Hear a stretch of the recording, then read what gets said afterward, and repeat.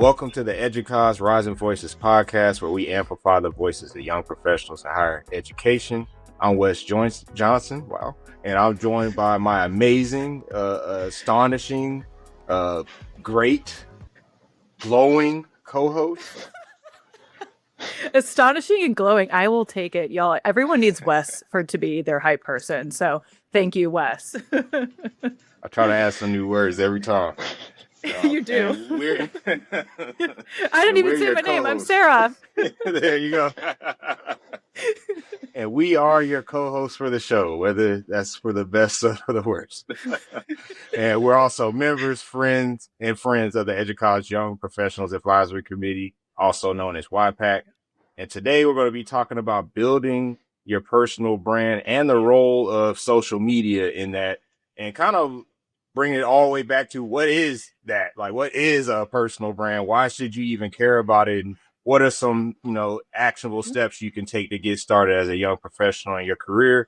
And we've got some amazing guests here. We always have amazing guests. I don't know how we keep doing it. So, Sarah, do you want to introduce them? Absolutely, yes. So kicking this off, we have Colvin Prince Jr. He is a digital strategist, award-winning communication specialist, and storyteller dedicated to helping founders and organizations amplify their mission and expand their impact. He serves as social media director for the Auburn University Harbert College of Business, where he leads digital strategy and institutional storytelling initiatives. Colvin is passionate about bridging creativity, leadership, and emerging technology to build stronger communities and empower the next generation of communicators. His work explores how strategic communication and media can drive engagement, learning, and community impact. Woo, that's a lot. I'm excited to dive in with Colvin. And next, but certainly not least, we have Mr. Ryan MacTaggart. Yes, I put a Mr. in front of that. He deserves that. He's the Associate Director of Professional Learning at EDUCAUSE and a recognized presenter and author on value-centered leadership, learning, personal development and personal growth, and organizational success. He holds a PhD in education and human resource studies and certifications in teaching and coaching. Ryan has worked with leaders in higher ed, K-12, and various corporate organizations to move the needle forward for their teams and those they serve. He is passionate about how incredible people are when given the proper context in which to thrive, and strives to help people realize their best selves in all aspects of life. Welcome, Colvin and Ryan, to the show. Glad to be here. Thanks, Sarah. So the first question we have to ask y'all, because we can't start without asking you this, is what is your superpower? Ryan, would you be willing to go first? Oh, no. I'm unprepared. Yes, I'll go first. Sure, why not? Colvin, you have time to think. Congrats. I would say I'm just going to lean on something. I just had a conversation right before jumping on this that I'll lean into. I don't know if it's my superpower, but they complimented me on it, so let's go with it. And I think my superpower, or at least the superpower I try to build, is noticing the small things that people say or mention and leaning into those. So, oh yeah, I'm going through this thing with my kiddo. Well, maybe I know a book that helped me with my kiddo. So then I just put that book in the mail instead of letting those little moments pass. So I would say my superpower is noticing and then acting in small ways to make people feel seen. I love that. That's awesome. I think we need more of that always, especially, in 2026. Yeah, maybe I should have said building a personal brand, but I'll leave that. We got the whole show for that. Yeah. We got the whole show for that, yeah. Colvin, what is your superpower? I feel like I'm kind of piggybacking off of Ryan's, but I have a very good eye for detail. So when people say certain things or when I see certain things, it's like my memory just takes like a snapshot of it. So that's kind of like my superpower. And I think my background in journalism had a lot to do with that as well. So like just being very detailed person and now being able to correlate that into what we're talking about today, storytelling and branding. So I think that's my superpower, is having an eye for detail. I love that you two have a great theme, and I think very apropos as to why you're on the show for this topic, right? I think that's definitely one of those like key skills to build, for sure. So then to get us rolling, since y'all are detail people, Colvin, I'll start with you. In the level of detail that you find necessary, Can you tell us what is a personal brand? When folks are telling us you need a personal brand, especially as a younger professional, what exactly are they telling us we need? What is that? Well, that's a great question. And I think that it goes back before we even think about personal branding from a digital platform standpoint. Your brand is how you want people to experience you. And I think that it goes even back to your reputation as a person, what makes you unique, what makes you different, and also the value that you present to the space that you occupy. And so even before we even get into social media, how do you show up every day? How do you show up at work with your family? At work with your coworkers? How do you present yourself with your family and friends? Like, start there as a general reputation as to who you are. And then I think that that creates the picture of your brand, or at least where you're headed with your brand. Okay. And Ryan, would you add anything to that? No, I like that. I think I think sometimes we go straight to how you show up on social media when we talk personal brand, but I think social media is an outpouring of the brand that you carry through life, or I think it should be. We'll probably get into that.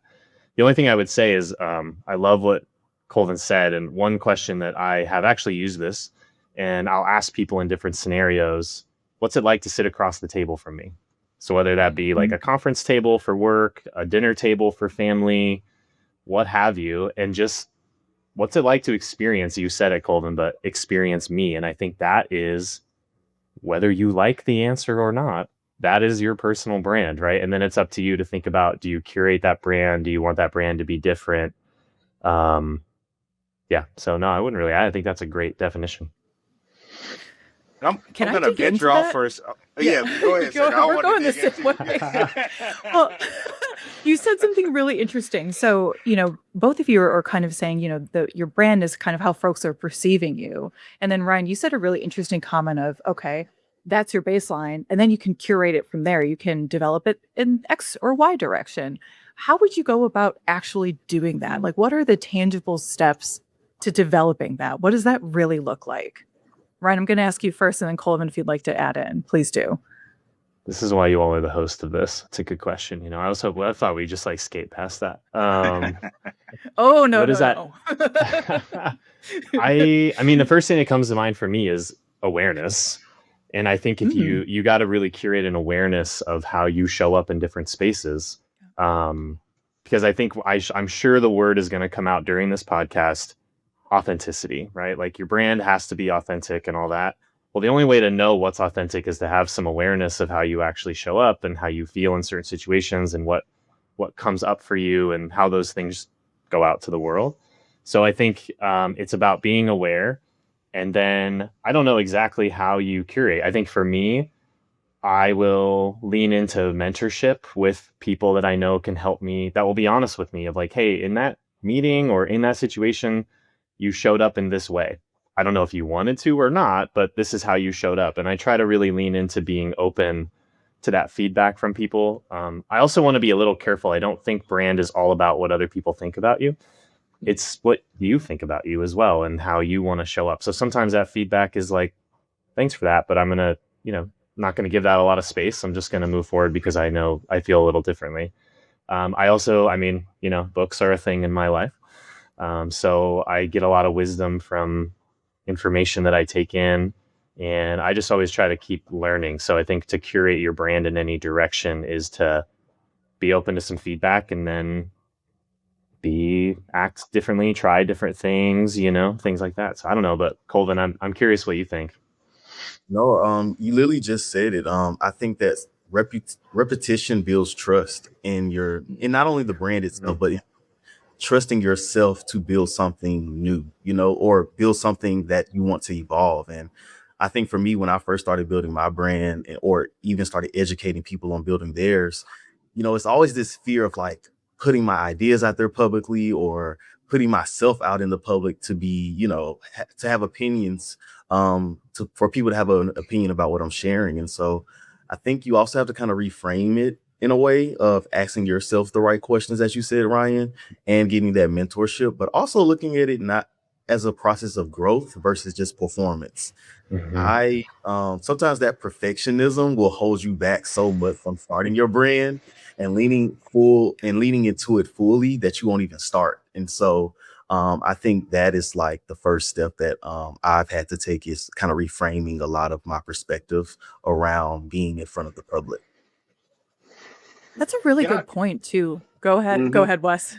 I was gonna dive in on the part about the kind of the friction of actually getting started. And so you talked about for a sec there, Colvin. How did, as someone who also when learned about a personal brand, I found it to be very awkward. Like it was uncomfortable to even sit down and ask those questions. Like any tips or thoughts or reactions to that when you were getting started in this space or helping folks get started in this? No, I think it goes back to, I know we hear it all the time, but like the simplicity of just starting, like put the first post out, share the first bit of knowledge that you have that you want people. Here's a nugget like that someone told me: don't be the best kept secret. Like, don't be the one who has this well of knowledge, this well of information, and all of this lived experience that you don't share it with people that you want to serve and that it could benefit. And so I think that sometimes it is intimidating when you look at social media or look at others' brands from a lens of comparison versus inspiration. And that's when you make that change of not comparing yourself or trying to make yourself look like the next person, you kind of strip yourself away from the opportunity to grow, versus just be inspired from others and then utilize that to build your brand. And so I think once you kind of reframe and have a different lens, it really takes away that fear, and allows you to take that big first step into being the known best secret and not the best secret. Yeah. I love that. And you're kind of swirling around the concept of authenticity, like Ryan said at the beginning, right? Like, I'm being inspired by other folks, but I'm not trying to be that person. I'm trying to figure out, how do I still remain true to myself? And to Ryan's point earlier, awareness, right? Awareness of who I am, what's important to me, what isn't, what are my interests, what are my goals. I think that's a really key nugget that I'm hearing from you too. Most definitely. Yeah, And then think would I add, just want to, oh, go ahead. yeah, I'll just add, I don't know, maybe this is where you were going to go, but also being, and I wrote down, don't be the best kept secret. I really like that. Be willing and just have the knowledge that your brand is going to change throughout your experience anyway. Because I think one of the barriers to starting is that feeling of like, man, once I put this stake in the ground that I'm the AI person, it's like, well, now I can never do anything but AI stuff.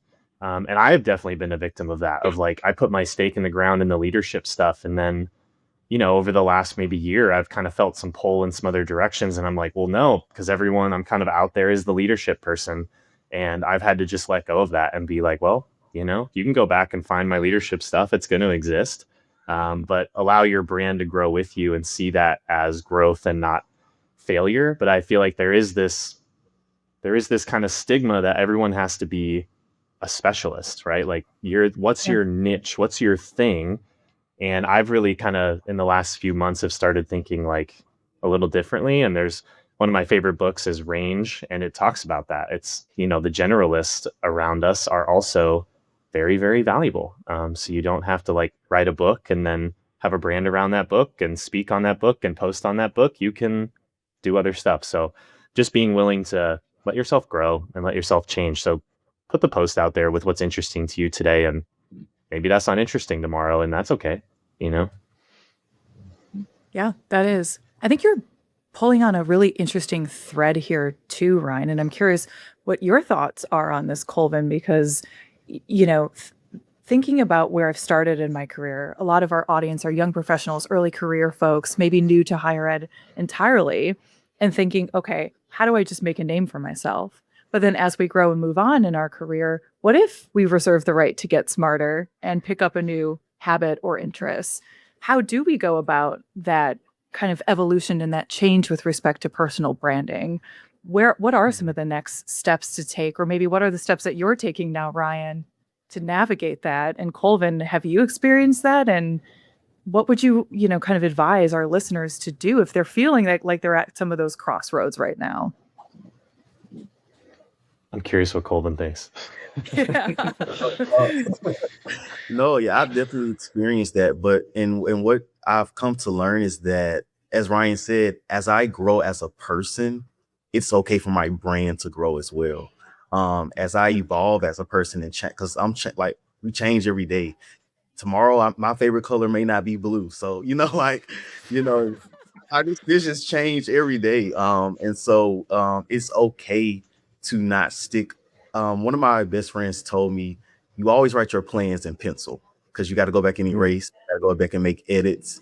And so when I'm thinking about my brand, I'm writing it down on paper, but I'm also open to it evolving and changing. And so, like Ryan said, today you may talk about a subject matter that is very close to you, and then tomorrow you may test something else. And that's a part of social listening, is trying things to see not only what's of interest to you, but what do people want to see more of from you. And so that's a part of that practice of social listening, to see kind of sometimes what sticks when you're trying to reach the people that you're wanting to serve in your target audience, and then kind of seeing what other avenues can I reach them, as well as my brand and as I'm growing personally, because a lot of people attach to that growth track and experience as well, because they're in the same place. That's a really good point. Thank you. Would you add anything, Ryan? I think that's pretty well said. Yeah, not really. It's so solid. So then we've talked some about brand. Let's bring in social media. So what is the role of social media? It's kind of omnipresent nowadays, but I'm a millennial old enough to remember the time before social media. So I'm just curious from y'all then, what is the role of social media when building your brand? Do you need to use it? Is it like you have to do it to really have a brand these days, or is there other ways of looking at that? Ryan, you want to take a stab at it, or you got it? I have a feeling you've got more insight on social media than I do. I can take a stab if you want, but I think you might be more of the social media expert than I am on this one. Can I tee up Colvin for this, actually? Because I want to brag about you, Colvin, if you don't mind. Yeah, I looked up Colvin's social media, so let's tee him up. So I'm going to tee him up because the first time I met Colvin, here's the story time. First time I met Colvin, it was 2024 EDUCAUSE annual conference. I had just won the Rising Star Award, and my beautiful, incredible friend, Jay James, who's also been on the show as part of the YPAC, won an award as well from EDUCAUSE. And he was so excited, obviously, to be celebrating. So was I. And we were able to invite some friends along with us. Jay invited Colvin as his kind of close friend to join him and celebrate, this momentous award and career, highlight, if you will. And I have to say, I learned so much from Colvin that week, because I personally was feeling a lot of, I don't know if I want to even say it, but just kind of a lot of like concern or like fear around, oh gosh, like how am I supposed to talk about this? Like so many people are coming up to me and saying congratulations and taking pictures, and my name and face are everywhere on the whole stage for thousands of people to see, and all this kind of stuff. And it's very overwhelming. And I think I personally really struggle sometimes with the line of, am I bragging about myself, or am I, promoting myself and making myself visible, right? I come from, Midwest Wisconsin, like we're Midwest nice, we're modest, like I was raised to not do that. So it was really hard for me to kind of get over that mental hump. And then I watched Colvin with Jay, and Colvin was just out here taking pictures. I mean, this man is a photographer, like all different angles, like he was working the rooms, I mean, covering everything. And it was just so natural to him. And what I learned from that is he wasn't taking those pictures of Jay, in this really kind of like sterile way. Like he truly was there as a friend supporting him, and so excited to see Jay just being celebrated that it was just so easy for him to go around and take these pictures, right? He was so excited for it. I could feel that. I could see that. And I had barely just met Colvin. And I thought it was really inspiring and exciting, because why wouldn't you memorialize like that huge highlight of your career, right? And it was just really exciting to see someone who just loves and cares about Jace as much as I do, probably not as much as I do, probably more, celebrate him like that. And it was really nice just to see your friends celebrating each other, and it made me feel a little less like awkward about it, right? Because when else are we going to do something like that, right? So he took these amazing photos and took photos of us too, and some of our friends, and we were on the EDUCAUSE stage and taking pictures, and it was really fun to kind of just join along and start celebrating and realizing it's not all about me. It's about us and capturing the moment and all those types of things. And that's when it felt really authentic, and it didn't feel like some type of performance. We were just friends who've known each other for a decade, more or less, and just celebrating, all the things that we've done and achieved together in this community and being recognized by it. So, Colvin, I have to say, when Jay did his presentation, his award presentation, Colvin was like walking up and down the aisle of the room, like literally getting every angle of the room. He was working it, and it was so impressive to see. And I think Jay is just like, an amazing person, and it made me just so happy to see him have a friend and that support like that. So my commercial is over. I wanted to give you a lot of praise, but I think your example is a really good one of, just trying to like celebrate others. It wasn't for this kind of selfish promotion thing. It was like, hey, my friend's doing amazing, and I just want to celebrate that. Yeah, no, and literally what you said made me think of this, like, moments create momentum, like that moment. And even when we think of social media is just an amplifier for what we already say in our daily lives, how we live out our lives daily. And so that moment of, like you said, I just jump in sometimes and I'm like, oh, that's a good shot. Good, sir. I know you have such an eye for it. People so when I see those moments, sometimes I'll jump in, but I learned that, like, in order for a message to really carry effectively, it has to be is always driven by a moment in time. So, or a moment and so when I have these conversations around social media and people are like, what do I post? What do I say? I'm like, what happened today? Like, talk about your day. Like, walk me through your day. Walk me through your week. Yeah. What are some of the consistencies of what you do that you overlook because it's natural to you, but it's impactful or it's mind blowing for the next person? And so with social media, it's just really amplifying who you are, your voice, and really standing on your story and because your story matters, and allowing those moments to create momentum for the right audience. I love that. That's a great way to frame it too, those moments. And you have such an eye for it too. I learned a lot from you. I learned a lot from you from that, actually. So, if anyone, well, when we're all at the EDUCAUSE annual conference this year, and we see Colvin running around taking pictures, take a look at him, see what he does. Colvin, if you don't take a good picture of me, does that mean that I didn't look right that day? I didn't have a moment? Is that what that means?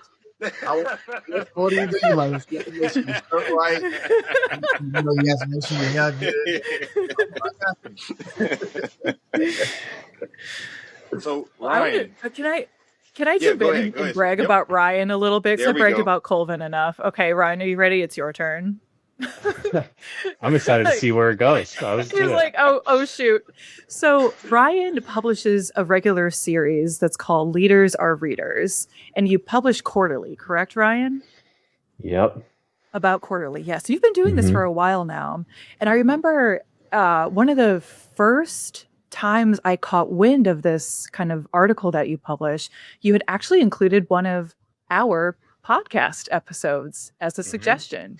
I think it was one of our first episodes that we've ever done, and we've been doing the show for almost 3 years now. So, kudos to us, but also kudos to you for, tuning in from the very beginning. But, I regularly read your suggestions because I think they're spot on, and they're typically, at least in my experience, I think very timely of the state of affairs, if you will, in the world, in higher education, in our lives, etc. And so I'm wondering, I think that's a really great way to influence, right? You're influencing and shaping what a lot of us in this community are reading, listening to, and thinking about and talking about. So how do you kind of curate those items that you're suggesting for people to read or listen to or watch? Yeah, I think the Leaders Are Readers is a really good example of what Colvin just said. When I was approached with the idea of, like, doing that. It was literally an EDUCAUSE colleague who saw this behind me and was like, have you actually read those books? Like, who reads books? And I was like, oh, I love reading books. I read a lot of books, and I have an obsession with physical copies of books, which is a problem for my wallet, but it's fine.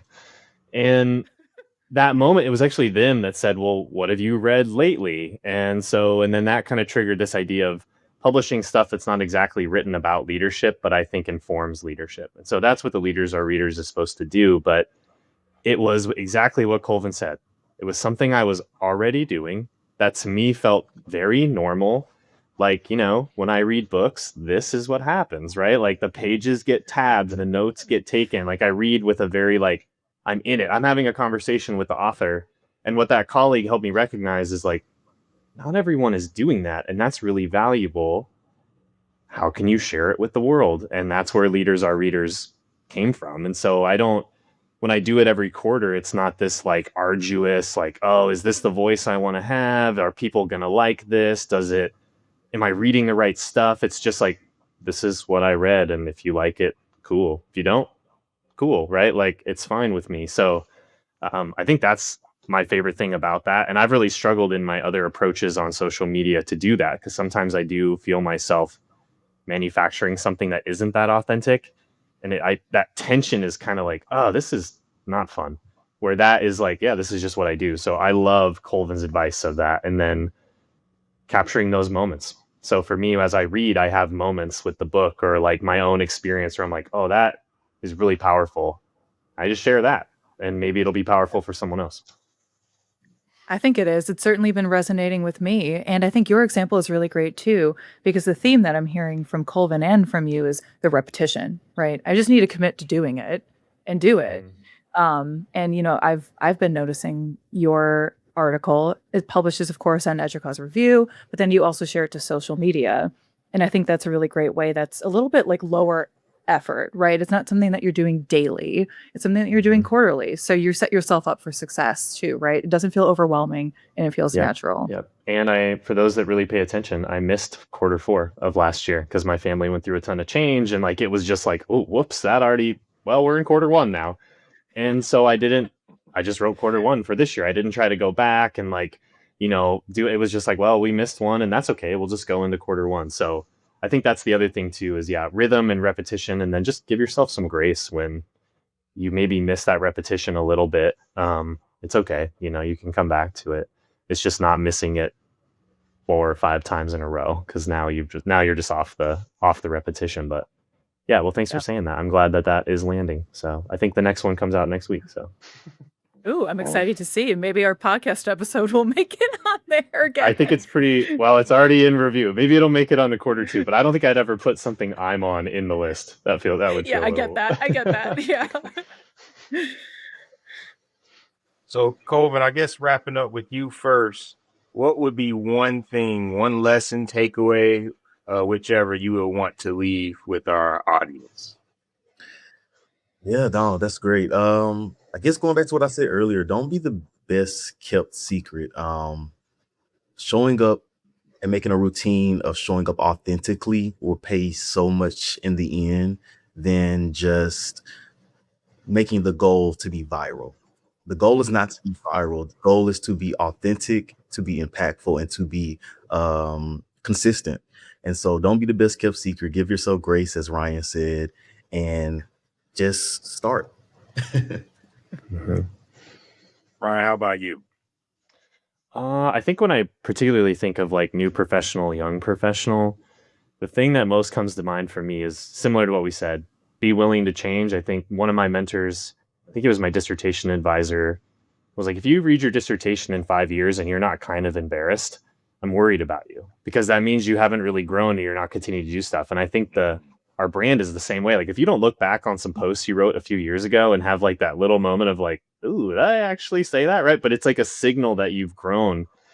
So I think stop trying to be, Colvin said it when we kicked off, stop trying to be perfect and stop trying to build this perfect brand, and just start putting yourself onto the page or into a video. Try different mediums, see what lands with you, and then try that for a while. maybe give yourself a time frame of like, for a month, I'm going to post once a week about this thing. And then at the end of the month, change it if you want. But if it's got some momentum, keep it going. And I think the other thing I would say is I always think the best approach you can have is you're not like Colvin, you said, like the goal isn't to go viral, because the goal, if you're trying to go viral, that's actually a you goal. So that's actually a goal that's all about yourself, where I think the best people on social media and with brand are actually external. So they're thinking, how can I help? How can something I share help someone else? And that's what they share. And then it happens to build their own brand up that way. And that also takes some pressure off, because it's not, I'm putting this out there and people are going to judge me, but it's just, this is something I found helpful. Maybe it'll help you too. And if it doesn't, then you can judge the content or find it unhelpful, but it's not me that's unhelpful. You know what I mean? Yeah. Right. I wanted to give you a high five so bad, but I'm like, well, bam. There it is. There it is. Ryan, I'm going to start with you. There's a tension sometimes between your personal life and your professional life. And so any thoughts or guidance on how you balance the two? Like, how do you show up personally when your brand will also be exposed in professional spaces and vice versa? How do you manage that balance? Yeah, I mean, I think the first thing to admit is this is something I struggle with every day. So I would say where I'm at in personal brand and thinking about it is I have, in the last couple of years, really let go of worrying about what people will think of what I do in like a general sense, where I was trying to use social media to build something big and create this thing and whatever. And I've kind of let go of that. But now the tension I feel is exactly this question, which is like, well, so for me, I'll give an example. I come from a faith background that I actually have integrated with some leadership stuff. And I've actually written some things about how faith informs leadership and vice versa. You won't find those on my LinkedIn. And it's exactly because of this tension. And I don't know how to navigate that. And I think if you know, the old adage, like, what advice would you give your best friend? I'm not a big believer in the work-life balance. I don't think that's real. I think work, you know, you're there for 8 hours. Like, if work isn't part of your life, I don't know what it is. And so I think if I was talking to a friend of mine, I would say, if it's authentically you and it's not offensive to someone that you would work with, like if it's genuinely coming from a place of adding value in a good way to the world, I think you can put it out into the world. Now, if it's questionable or there's things that are more kind of driven towards something that might not be, you know, I don't know what that would be. I don't really have a good example. But it is a tension. And I think especially in higher ed and education, right, you get into things like, if it comes with some sort of a political or social opinion, how's that going to land with your boss who might see this thing on LinkedIn? And that's, I guess I would mostly just honor the fact that that is very, very real. And if you feel that tension, it's okay to feel that tension. I am really curious if Colvin has any like actionable steps, because I'm going to get my note card out and I'm going to get my learner hat on, because it's a tough one. It's a tough one. Oh, it's a real feeling and a really, it's a real moment of friction, honestly, that I even feel sometimes. But I think what's really helped me is, because I used to segment myself so much or overthink how to show up on different platforms, how to show up in different spaces. And so once I kind of realized like I'm one person who wears many hats, and just kind of had to sit with that. And before I'm anything else, I'm a creative person. I'm a creative. And so I built my branding around my creativity, and that comes out in so many different expressions. And so once I really understood that different platforms can help serve the different parts of me, whereas LinkedIn, yes, that's my more professional side, but it's also teaching me networking and relationship building and awareness of what's going on in professional spaces and in the world itself. Whereas Instagram, I can share more of my short form video content self, who loves music and who is a collector of records and who loves videography and photography. And so, you know, I have been able to really learn kind of how to build an audience and learn the specific uses of a platform in order to not necessarily segment myself, but really give myself an outlet to showcase the different facets of who I am. And once I stopped overcomplicating that process and just was like, okay, on TikTok today, I may post about a message about a book I'm reading and kind of the takeaways from that, or I may post that on Threads.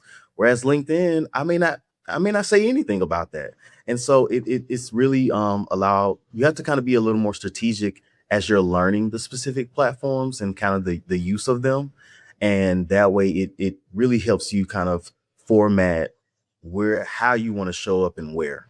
And again, it can feel like friction at first, but when you kind of take away trying to separate yourself so much and fit into a bubble and just allow yourself to be you and to realize you're a multifaceted person as myself. And it can be overwhelming sometimes, but the platforms are created differently for a reason. Yeah. Yeah. And I think Can what I I'm add, hearing 'cause from you- both of you.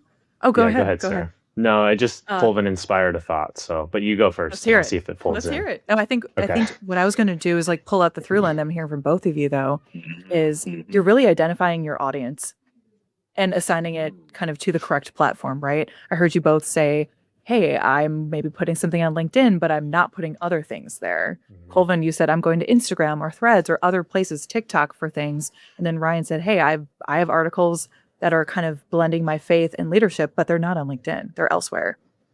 Mhm. Yeah. What were you Yeah, going to add, Ryan? and I think the way that I think about that, because that, we were on the same wavelength. I like that. Is who do I want to connect with in this space? Is the question Yeah. that I ask. So on LinkedIn, I want to connect with an audience that's maybe, or not even an audience. I don't even think of it that way, but a network. So if I want someone, I want to connect with a certain person, maybe on LinkedIn, maybe I want to connect with a different person somewhere else. But I'll also say things like, the background that is behind me right now is not an accident, right? Like, and Colvin, you got records behind you, right? So this is like a professional thing, part of your professional brand, but there's something to connect to there, right? So I also think, if you feel like you can't be yourself at all in a professional space, I don't know that that's the professional space for you to spend a whole bunch of time in for too long, right? I think there is something to that. So I think let yourself show up on LinkedIn too, because I will say the best connections I've ever come across in my professional life weren't from things I shared super professional. They were like people ask me about the flags behind me, or I'll post something on LinkedIn that does have a faith bend to it. And I did that. I did a podcast with a totally different group, and I shared some of my personal journey with anxiety and some issues that I've overcome. And I went to the EDUCAUSE conference 3 weeks later. Almost to a T, every person I talked to that had listened to that's what they wanted to talk to me about. Not leaders are readers, not anything I put on LinkedIn, but they were like, whoa, me too, right? And so I think using your platforms to give those me too moments of like, I've struggled with that. I've done that with that. I've done well here. Me too. So Sarah, like when you won the award, could you have done a post about that feeling you had? Like, I don't know how to do this, because everyone who's been awarded something has probably felt that tension. So those Me Too moments. So I think it's finding that balance of like, don't be afraid to show who you are, but who do you want to reach out to? Who do you want to connect with? And think of it that way. And Colvin wants to connect with a different person on Instagram than he wants to connect with on LinkedIn. And maybe some of those people are on both, which is awesome, because then they get to see Colvin a little more holistically, which is great. Yeah, definitely. And one more thing I want to just toss in here too is, to your point was really great, Ryan. You said, hey, I could have done a post on that. And I found for me and my personal brand, I'm better with long form.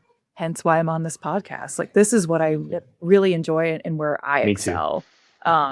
It's my thing, right? So, I think this is kind of a theme of what we've been talking about today is understanding your venues, your platforms, your outlets, your audience, and what works for you authentically, right? Because for me, typing out things on social media and on LinkedIn, I can't stand it. Every time I do it, I cringe.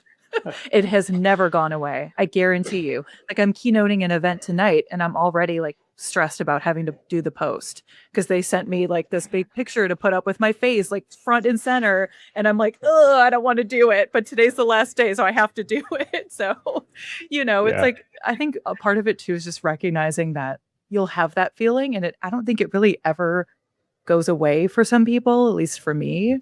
So, you just kind of get used to it, become friends with it. Yeah.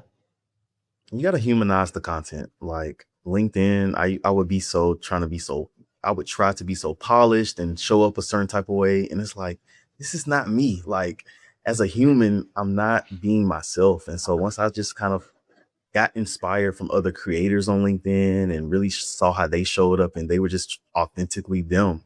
And, it pushed me to just have more natural conversations and create more content that just felt more authentic. And so just kind of going back to that, like, humanize the brand, like, don't make it something that seems so polished, perfect, and it takes away from who you really are. And it really causes you to overthink, and the engine kind of gets worked and you get burned out fast. And when you can show up naturally and just flow as yourself, it hits a little more deeper for the audience. Yeah. People can tell. Yeah, the People can super tell. polished LinkedIn post once a week on Friday at the exact same time that doesn't have any voice. That is some boring stuff, right? Like, everybody wants that. Like, be a little weird, do things that, like, it's just, no one wants that. Like, that's like the whole, like, AI is writing so AI can read it and then we call it art. Like, don't do that. Don't. Yeah, Thank you. don't do that. Let me go We unschedule needed some my advice of what post. not to do. Yeah. I mean, let me go unschedule. Only my because, plan. trust me, Yeah. I have tried. That was me for a long time. It was like, Mondays at 2, I'm gonna post, and they were all these like polished things that I had edited multiple times, and then I got to a point where I would type it out once, read it over real quick, and then hit send. It didn't have to be perfect, and Literally. try to put an image with it that added some value, even of myself or a place that I've actually been, instead of finding one on, having AI generate something or doing something else. Like, if at all possible, just show you a little bit. And if you're uncomfortable with that, then you can build a brand around the images that you use or the content that you create. But if it's just kind of the same form as everyone else all the time, it doesn't really land with, it won't connect you with people, which I think is the goal of this whole thing. The That's personal great. brand isn't to get a better job or to go, it's just to connect with people who are like you, right? And that's the beauty of social media, is now we connect with people that don't live down the street from us.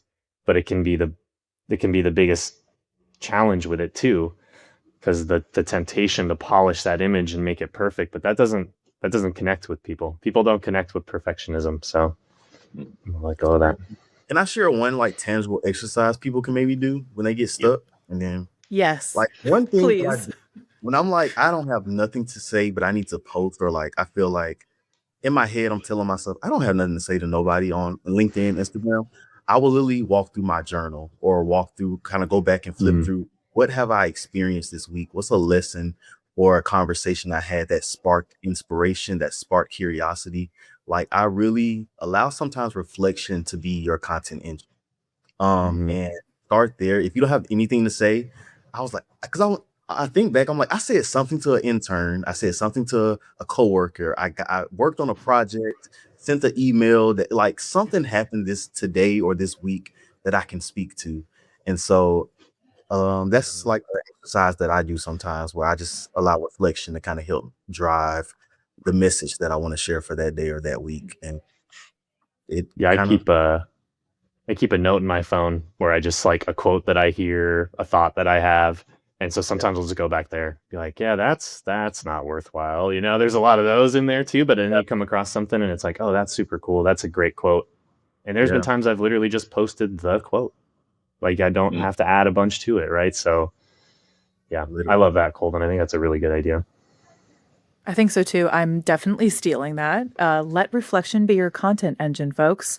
You've heard it here. I had to repeat it. I think that's really important. Thank you. I'm going to practice that. So when you guys see my upcoming posts, know that I'm channeling both of you for my inspiration.